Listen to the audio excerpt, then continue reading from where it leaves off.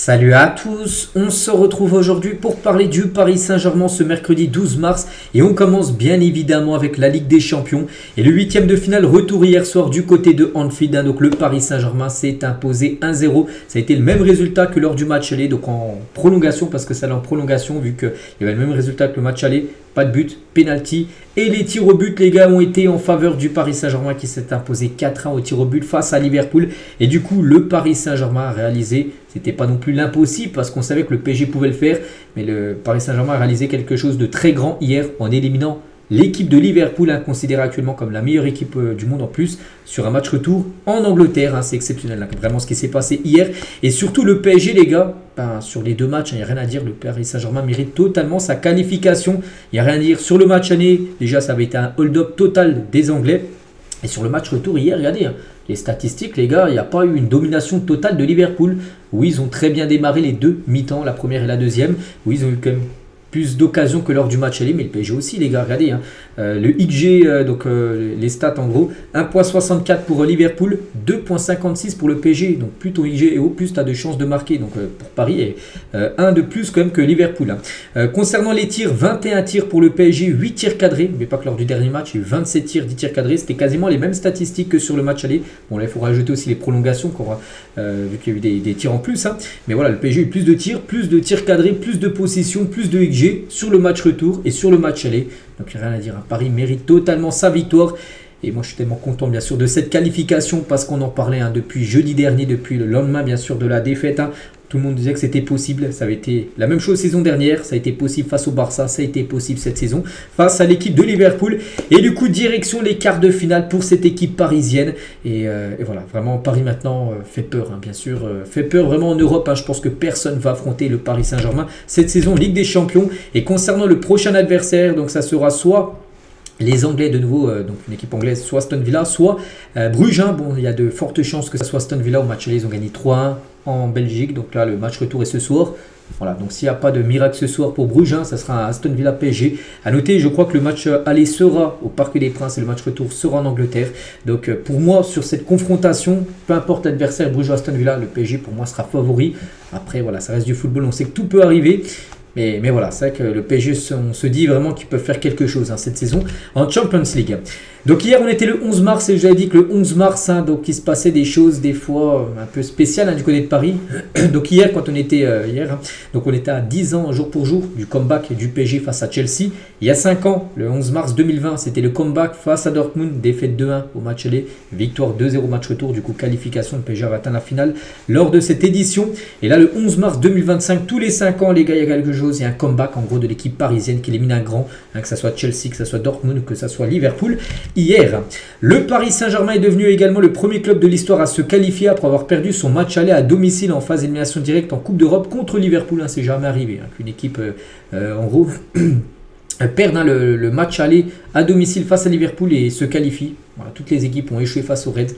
Il y a le PSG seulement qui a réussi à réaliser cette performance.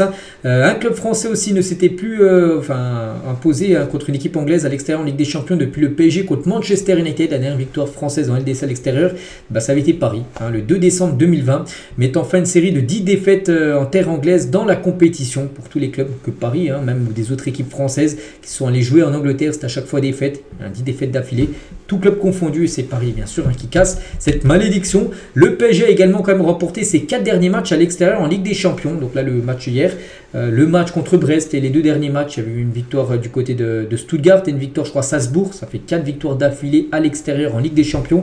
Donc sa meilleure série en déplacement dans la compétition depuis décembre 2018 jusqu'à octobre 2019. Ça avait été également 4 matchs à l'extérieur et gagnés. On va parler également de Luis Enrique, devient le premier entraîneur à se qualifier en quart de finale lors de chacune de ses 2 premières saisons sur le banc avec le PSG en Ligue des Champions depuis Laurent Blanc. Ça aussi, c'est une très belle statistique bien sûr pour Luis Enrique. Et les entraîneurs avec au moins 50 matchs disputés en Coupe d'Europe avec le plus de pourcentage de victoires. Donc il encaisse le premier 69%, mais Luis Enrique 63% de victoire avec au moins 50 matchs disputés en Coupe d'Europe. Il fait mieux que Pep Guardiola ou Luis Van Gaal pour montrer voilà, que ça marche bien. Luis Enrique du côté de Paris. Et en parlant de Luis Enrique, maintenant on va parler de ses déclarations qu'il a pu faire à la fin du match. Très content, je suis très content. On a montré notre niveau face à une vraie équipe avec nos supporters. C'était un très bon match. On est fiers d'être une équipe, enfin d'une vraie équipe. On a montré qu'on aime jouer au football, quel que soit le stade, l'ambiance. Donc notre maximum, il ne pense pas que le PSG actuellement a son prime. Non, ce n'est que les débuts. Notre mentalité d'être meilleur avec la mentalité, la personnalité et surtout Donnarumma. On a pu gagner le match. On doit penser à récupérer bien sûr et faire la fête parce qu'il faut savourer, apprécier bien sûr cette qualification. Vous avez vu la manière dont on a fêté ça avec nos supporters. Dans le vestiaire, c'était la fête, mais avec la conscience que nous n'avons encore rien fait parce que tu n'as rien gagné. Oui, tu t'es qualifié, tu as éliminé un grand d'Europe. Mais là, c'était pas une finale de Ligue des Champions hier, c'était seulement un 8e de finale retour. Donc là, il reste encore pas mal de matchs si tu veux bien sûr remporter ce qui te manque, la Ligue des Champions. Donc c'est surtout de la joie, c'était très difficile d'analyser la rencontre parce qu'il y a encore beaucoup d'émotions très clairement. Le moment est important pour nous, le club, les joueurs, les supporters. Ils étaient plus de 3000 à Anfield hier, les supporters parisiens qu'on a entendu tout le match. Toujours avec Enrique, je n'entre pas dans les analyses des journalistes. Vous faites les commentaires que vous voulez. Quelle que soit l'équipe qui serait passée, elle l'aurait mérité. On l'a mérité davantage. On l'a montré au premier match. C'est vrai que sur les deux matchs, il n'y a rien à dire. Le PSG mérite ça. Qualification. On a montré aussi notre forte personnalité, notre caractère déjà la saison dernière et qui joue son football, quel que soit le terrain où nous sommes. Nous avons été à la hauteur, bien sûr, de l'événement. Et dans le jeu aérien, Donnarumma a apporté un bonus non négligeable. Je suis content de tous les aspects. C'est que Donnarumma, qui avait été beaucoup pointé du doigt lors du match aller, un tir cadré, il a pris directement le but. Et bah hier les gars, il était très bon. N'oubliez pas que le PSG quand même a joué 120 minutes en field à l'extérieur en LDC sans prendre de but. La défense a été quand même exceptionnelle parce qu'on sait que des fois le PSG en Ligue des Champions à l'extérieur, il y a eu des branlées prises. On se souvient de quelques matchs là, 120 minutes face à Liverpool et 0 but encaissé parce qu'il y avait une grosse défense, un gros gardien Donnarumma car il a un gros match. Bon, toujours un peu fébrile avec ses pieds dans ses dégagements. On se dit est-ce qu'il va réussir ou non à dégager. Mais sinon, c'est surtout dans le jeu aérien. Hier, il a été très important sur les corners. Avant, il restait sur sa ligne. Et ben il est sorti, il a boxé, en plus il est grand, il faut qu'il fasse ça. Et maintenant on espère qu'il fasse à chaque fois la même chose lors des sorties aériennes. Puis bien sûr Donnarumma, exceptionnel aussi lors de la séance des tirs au but. Luis Enrique, toujours l'an dernier, il nous est arrivé une chose similaire à Barcelone. On devait gagner, on était éliminé en demi-finale avec 6 tirs sur les poteaux. Bon, c'était peut-être face à Dortmund qui voulait dire.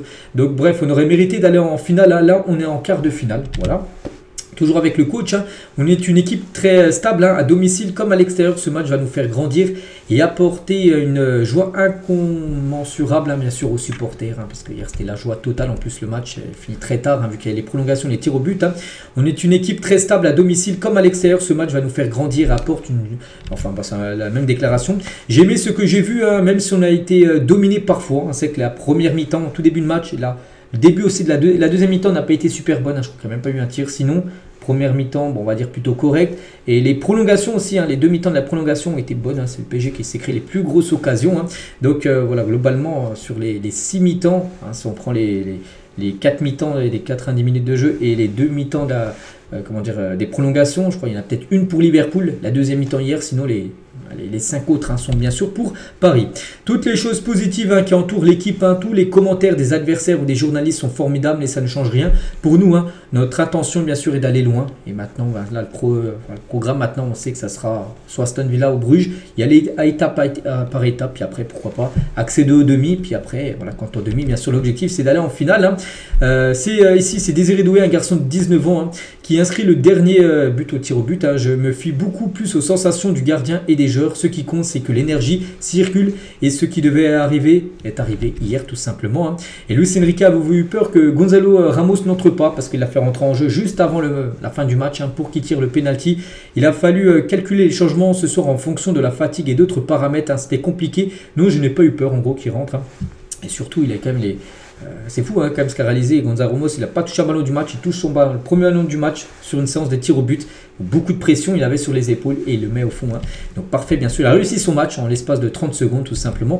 Gonzalo Ramos. On peut parler aussi de l'homme du match, c'est lui, c'est bien sûr Donnarumma. Quel match lui qui avait été pointé du doigt il y a quelques jours et maintenant il est titré comme le journal L'équipe, un super-héros, parce qu'hier il a fait un match exceptionnel. Hein. Et Donnarumma, j'ai reçu beaucoup de critiques après le match aller de la part de certains journalistes en France, hein, mais ne savent pas ce que signifie être gardien de but. Je continue à sourire, je suis tellement heureux bien sûr ce soir. Hein. Et les critiques, je suis content de répondre à des pseudo-journalistes qui parlent sans savoir ce qu'est le métier de gardien de but. À l'aller, on subit un tir cadré et un but. Ils pensent que c'était de ma faute. Hein. Peu importe, je travaille, je continue bien sûr de sourire. Hein. Et c'est que Donnarumma, gros match, une note de 9 sur 10 hein, par rapport à sa performance. Et tiens, si vous voulez avoir les autres notes des joueurs du PSG, donc Donnarumma 9, hein, c'est totalement mérité. Nuno Mendes, énorme match. Hein. Il a totalement fait oublier Mohamed Salah. Hier, Salah sur les deux matchs, match aller, match retour. On n'a pas vu Salah parce qu'il y avait un gros Nuno Mendes, une note de 8, hein, c'est mérité. Pacho aussi 7, il aurait même mérité 8. Hein, il était exceptionnel, Pacho. Marquinhos 6, Hakimi 5. Hakimi, pas mal de paires de balles hein, quand même, Hakimi. Sinon, bon, voilà, on va pas. La victoire et la qualif, hein, on va pas non plus le dénigrer. Hein. Milieu de terrain, donc Fabien Ruiz 5, Vitinha Neves 6. Hein. Bon, Vitinha, je sais pas pourquoi il a seulement 6. Même Neves, les gars, les deux. 6 et Barème, c'est satisfaisant. Est-ce que ça a été satisfaisant ou 7, c'est bon? Pour moi, ils ont été bons. Pour moi, ça méritait au moins un 7 pour Vitinha et Neves. Voilà, ils ont mis 6, un journal équipe. Donc Barcola 5, un match moyen. Dembélé 7 et Kvaratskhelia 5. Bon, donc Kvaratskhelia, je pense qu'il aurait mérité au moins 6. Il a fait ce qu'il avait fait. Il a fait pas mal d'efforts défensifs. Hein. Donc voilà, côté Liverpool, on peut voir aussi les notes. Donc voilà, une belle performance, bien sûr, de l'équipe parisienne. Joe Neves, n'oubliez pas ce joueur qui avait été acheté quand même 60 millions d'euros l'été dernier. Alors que maintenant, peut-être il en vaut le double, voire le triple hein, par rapport à ce qu'il montre. Hein. Du côté de Paris. Vitinha, comme je dis, une très belle partie, même si le journal L'équipe pense qu'il a seulement 6, moi j'aurais mis 8 hein, par rapport à son match. Hein. Et Vitinha, il avait dit, hein, et il a dit, puis ça s'est réalisé, donc à Anfield, on va marquer et on va passer, c'est sûr, il avait dit ça quelques minutes après le match perdu la semaine dernière. Et 6 jours plus tard, il a assumé bien sûr les qualifications. Et en plus, il a été très bon. On va parler aussi d'Ousmane Dembélé, parce qu'on est obligé de parler de lui, les gars. Dembélé, buteur face à Liverpool. Son 21e but déjà depuis le début d'année. Et cette saison, depuis août dernier, c'est 36 matchs joués, 29 buts et 6 passes D. Les stats sont exceptionnels, bien sûr, pour Ousmane Dembélé. Donc, c'est pas son plus beau but, hein. Mais il était là au bon endroit au bon moment. Hein, Ousmane Dembélé, après il y a un petit cafouillage hein, entre la défense et le gardien et les défenseurs de Liverpool. Mais voilà, c'est peut-être mérité par rapport à tous les arrêts qu'il a fait à Alisson Becker. Voilà, donc ça a un peu entourné cette fois-ci la chance, hein, côté PSG hein, sur cette action. Et sur ce but, hein, bien sûr, d'Ousmane. Hein, et Dembélé, il a dit, hein, donc c'est exceptionnel, je vois Bradley, je le lance en profondeur. Et après, il y a un moment de flottement entre Konaté et Van Dijk. Hein, et j'ai sauté devant pour la pousser, tout simplement le but. Hein. Dembélé toujours, hein, donc le match allait nous a donné de la confiance malgré la défaite. On voulait tout lâcher même à Anfield et on l'a fait. Et on a aussi fait le dos rond en première ligue. Hein. Salah ou Nunez hein, aurait pu être marqué, mais pas ce soir. C'est comme ça. C'est vrai que Salah, par exemple, tous les matchs de première ligue, il marque ou fait des passes D à chaque rencontre. Et là, contre le PSG, 0 but et passe D pour Mohamed Salah sur plus de 200 minutes de jeu hein, sur les deux matchs, bien sûr, et la prolongation comprise. Hein. Et Dembélé, les gars, avec ce gros match, hein, et il est désormais très bien placé dans la course au Ballon d'Or. Bon, il n'y a pas que lui, les gars, mais par exemple, Salah, on pense que maintenant qu'il est hors course. Hein, avec une élimination en 8e de finale Ligue des Champions, ce sera compliqué pour Salah. Mais Dembélé, bon, il y a aussi Rafinha, il y a aussi Harry Kane, hein, genre aussi du Bayern, qui peut prétendre, mais il sera très bien classé au Ballon d'Or. Peut-être même le remporter en cas de victoire en Ligue des Champions. Et on finit aujourd'hui avec Marquinhos aussi. Hein. Gros match hein, de la part de Marquinhos, on a fait un gros match.